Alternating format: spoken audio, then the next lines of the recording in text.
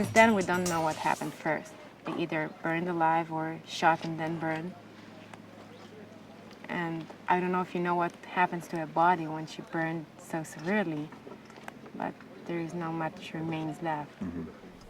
So we're doing this presentation titled Life and Death, Lessons Learned from October 7th. And that's lessons learned not just for Israel, but for all of us around the world.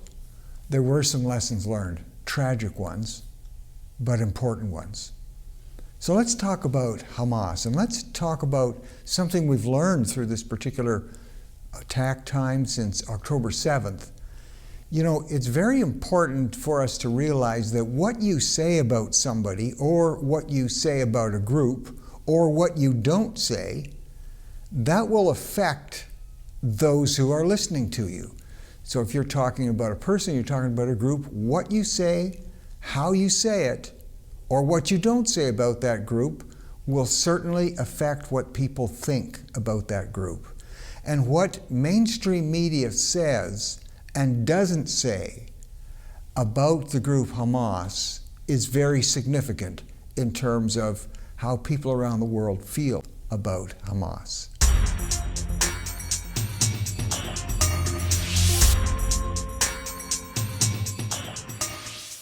So to understand that question better, we need to realize who Hamas is, what Hamas is. I want you to picture, first of all, the entire Muslim Islamic world. That's about 2 billion people. And within the entire Islamic world, there's two main, what we would call denominations. There's the Sunni and there's the Shiite.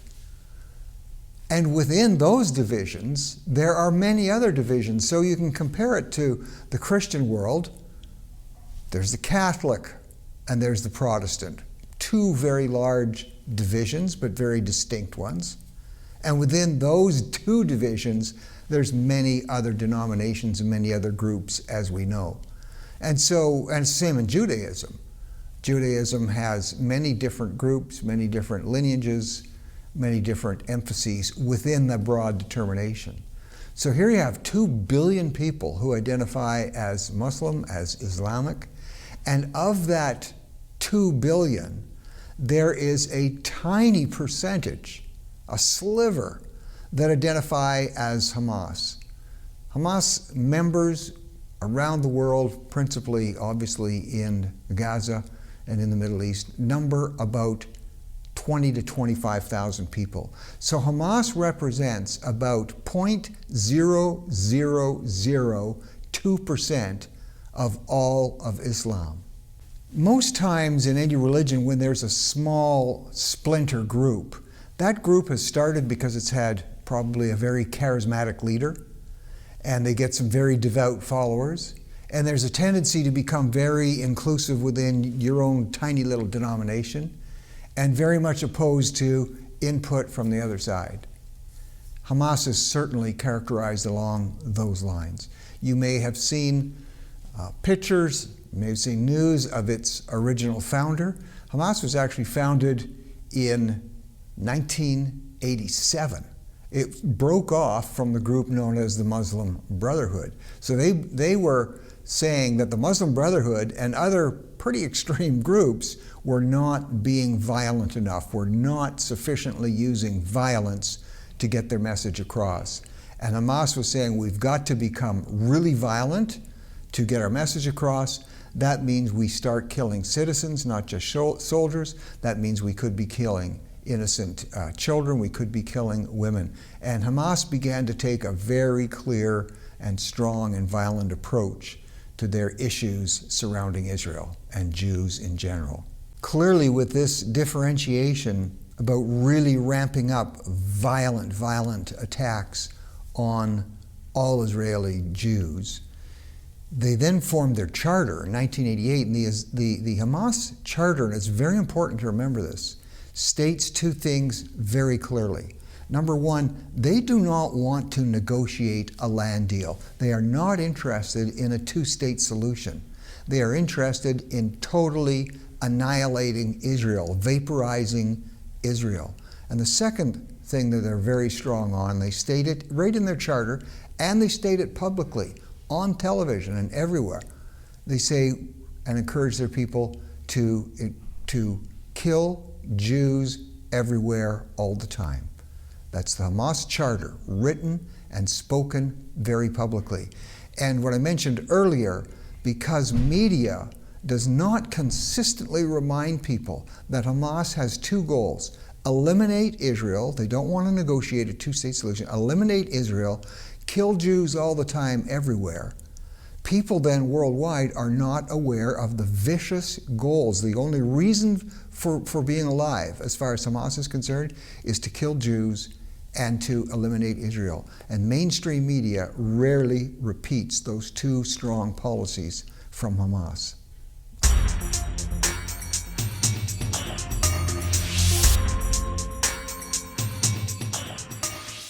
So as we indicated, this group starting in 1987, and their original founder, you may have seen movies or you may have seen media on him, Sheikh Ahmed Yassin, in a wheelchair.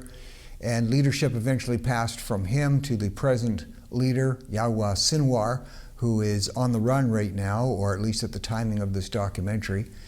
And he actually really was starting to show his violent self in prison in Israel, when he would lead some of the vicious attacks and tortures on their own people, on people who would, in jail, either Palestinians or Hamas themselves, who they thought were being collaborators. And this is actually a first principle. Any group that's going to take over a segment of society, there's a common trait, and we've seen it down through history. I don't care if you're talking about Genghis Khan, if you're talking about the Roman Empire, if you move to Stalin and the way he was able to take over, the way Hitler was able to completely take over a group of people, the way some large mafia operations do. They have to show that they are willing to be extremely violent.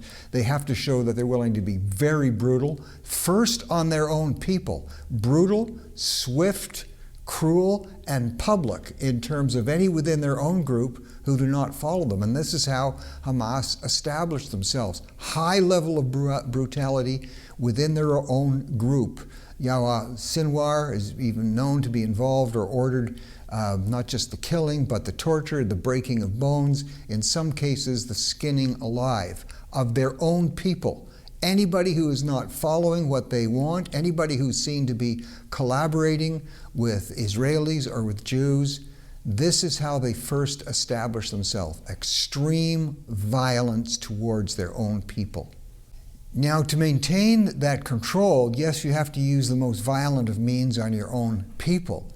And then you've got to control revenue, you've got to control the money flows that are available to your group. And so Hamas, like any other group wanting to have complete control of their people, would control who gets the jobs within the organization, who is in places of influence. And so within Gaza, it's very clear that those who have the important jobs, those who get the well-paying jobs, are the ones who are the most devout and the most under the thumb of the leadership of Hamas. Controlling the jobs, controlling the administration is absolutely key, and this is why, and as we warned years ago, finally we're getting to see an admission that the United Nations agency, which is responsible for bringing funds and supposed prosperity into people who live in Gaza, is notably itself controlled and staffed by actual members of Hamas.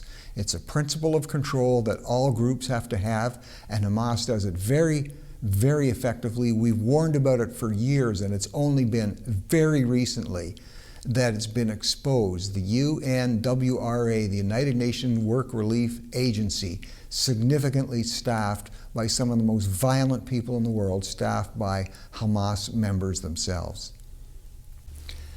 And then, of course, control of all revenues coming in is very significant, because Hamas, over the years, it's finally been revealed, even though we warned about this years ago, finally been revealed that the billions of dollars that have come from taxpayers around the world, from countries like Canada, the United States, and other democracies, the huge portion of those dollars have gone to the massive infrastructure and military complex which makes up Hamas.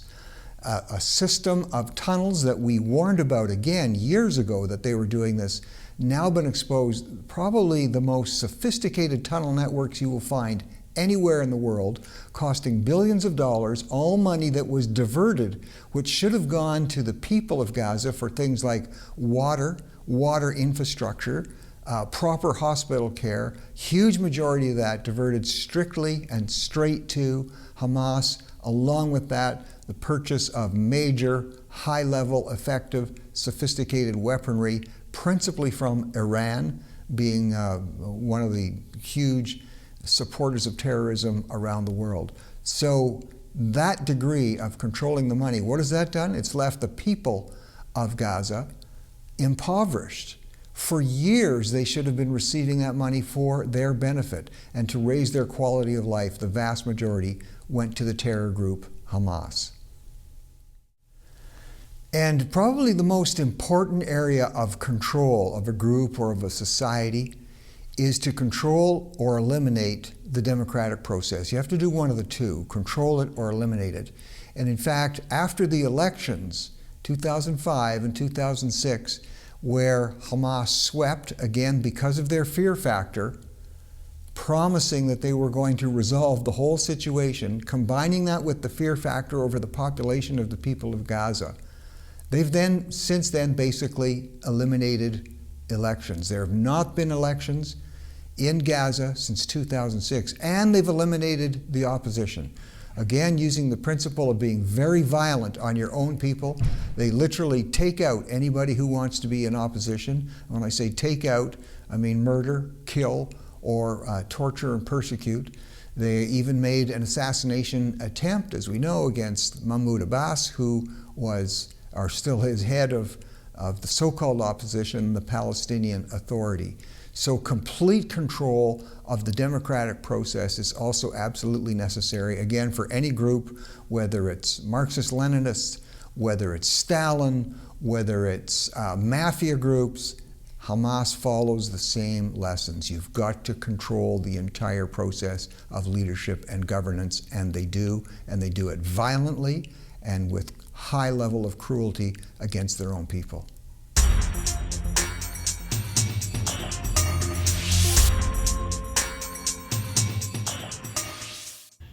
Probably the most evil and insidious means of controlling any population or any group is to take complete control also over the instruction, the education, and the cultural instruction of a group.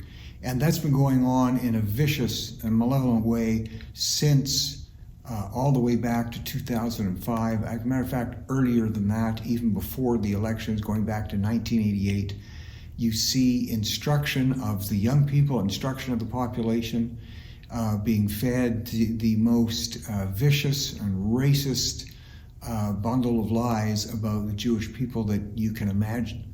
And to the point now where it's been a generation that has been given terrible instruction to the children, to the adult population of Gaza, the Palestinian people, and it's been funded, this is really heartbreaking, funded by taxpayer dollars through the group, the UN group called UNRWA, through the development of educational tools and the entire textbooks that are given to children as young as 5 and 6 years old, where they're taught that the Jewish people are pigs, are reptiles, are vicious, and they are taught that the most honorable thing you can do as a Palestinian is to kill a Jew. They're taught this, it's been through a whole generation, from the time they're 5 and 6 years old. Take a look at this clip. A young girl being asked what she wants to be when she grows up. What does she want to do when she grows up? عشان بدي أطعن اليهود. ليش بدك تطعني اليهودي؟ لأنهم سرقوا أرضنا. سرقوا أرضنا، بدك تطعنيهم بإيش؟ بالسكين. يا قوية أنت، إن شاء الله يا بابا. اطعن. اطعن. اطعن. اطعن. اطعن. So this is just one of so many examples. Many of us have begged, implored our various governments and governments around the world to stop funding UNRWA, the UN work relief agencies, stop the funding because it's going to the manufacture of these textbooks that are teaching an entire generation of children the most vicious lies. When you raise an entire generation teaching them that another race or another group or another identifiable group is responsible for every bit of misery and poverty in their life, that's exactly what's been happening to the children, the adolescent, and the adult population in the Palestinian areas and in Gaza. And so, of course, you come out hating the Jews. And then when you promise them, you promise the young men that if they kill a Jew, and if they are killed in the process becoming a martyr, they'll go to paradise. 72 virgins will be waiting for them. You also promise young girls that if they get killed being martyrs, their families will be rewarded and taken care of for life. This is a despicable and evil, potent, toxic mix that has been fed to the people of Palestine, even the children, for a generation. And again, mainstream media rarely talks about this. We have to stop the funding of UNRWA as long as there's any shred of this kind of diabolical instruction that continues to poison the hearts and minds of an entire generation of people. One of the most heartbreaking things about an entire generation and an entire group, in this case Hamas, and the people of Gaza, the Palestinians, is the fact that they themselves as a group, because of what they've been lied about, they themselves have become so toxic, have become so violent in terms of anybody who tries to control them, be it an Islamic group or a Jewish group, that the Islamic nations which surround the Palestinian areas, which surround Israel, for decades, they have refused to take in Palestinian citizens. They have refused to allow them to become even secondary citizens in other Islamic nations. They've been completely shut out. And even since October 7th, when from the time of the attacks, as people in the Palestinian areas were trying to flee, for instance, into Egypt, Egypt would not take them. They tried to flee into Jordan. Jordan would not take them. Their own cousins, their own spiritual cousins in the other Islamic nations refused to take in the Palestinians, the Gazan people. They are trapped, they are orphaned, they are poisoned in their minds, and they are trained to become vicious killers. And sadly, media in the mainstream rarely reports on what has happened there. And they have said, the Palestinians and the Gazans, Hamas has said, we're going to keep doing these atrocities and attacks over and over and over. That's their own words. Take a look at this video. على أرضنا، إحنا الدولة لابد أن نزيلها، لأنه بالفعل هي تعتبر كارثة أمنية وعسكرية وسياسية للأمة العربية والإسلامية، يجب أن تنتهي. لذلك إحنا لا نخجل من نقول ذلك بكل قوة، إنه إسرائيل لازم نأدبها، وحنأدبها مرة ثانية وثالثة، ومش هذا حتكون طوفان الأقصى أول مرة، لا حتكون ثانية وثالثة ورابعة، لأنه إحنا لدينا إصرار ولدينا قرار ولدينا إمكانيات أن نقاتل نعم. ونحارب، لكن كما قلت لك بدنا ندفع ثمن. نعم إحنا مستعدين، معلش بدي أقول لك بشكل واضح، إحنا اسمنا شعب الشهداء وبنفخر أن نقدم شهداء. كل الأراضي الفلسطينية يعني زوال طبعا. إسرائيل؟ طبعا. وجود إسرائيل غير منطقي. وجود إسرائيل هو اللي بخلق كل هذه الآلام والعذابات والدموع والدماء، هي إسرائيل مش إحنا. إحنا ضحية الاحتلال، نقطة وآخر السطر. لذلك ما حدا يلومنا، إحنا شو اللي بنعمله. في 7 أكتوبر، في 10 أكتوبر، في مليون أكتوبر، إحنا اللي بنعمله مبرر. It is justified، مبرر. And they say not only over and over, but they say the atrocities are going to continue. Take a look at this video. Our day will come, but we must normalize massacres as the status quo. But what happened here is they both lived here. Sivan was a computer science student. And they both murdered here by grenades who tossed inside their house. So the only remains is the writing on the wall. And it says here, there in Hebrew, Sridei Adam al Sapa, human remains on the sofa. So you won't see the sofa there anymore because in Jewish burial you need to take everything with the blood and everything to bury the remains with what left from the bodies. Right, in here. In here. With grenades being thrown with grenades. You see here they mark the grenade. You see the shreds of the grenade, what it did to the ceiling and all of the stuff. you see that this is the safe room. This is the safe room door. The grenade even got there. You see the holes. You can walk inside. You see how modest and small houses are here. This is the last text, WhatsApp text. Oh, what does it say? So you can see that around 11:16, Shimon, the father, calls her, Sivan, Naol, like, call me, let me know what is going on, and they're not answering. And you see the text, and Sivan asks from her father that she will says that everything is okay, that everyone is good, that her brothers are okay, that them are okay. Noah, Guy, just tell me that you're okay. We're hiding in the safe room. They were at our window. They're shooting at us. We're under the bed. Folks, these things are rarely told to the public, and that's why when people are protesting against Israel and for Hamas, they have no idea what Hamas represents and what Hamas is committed to do, and that is to destroy Israel and to kill Jews. Mainstream media needs to step up and start reporting accurately what has happened to poison an entire generation and an entire culture.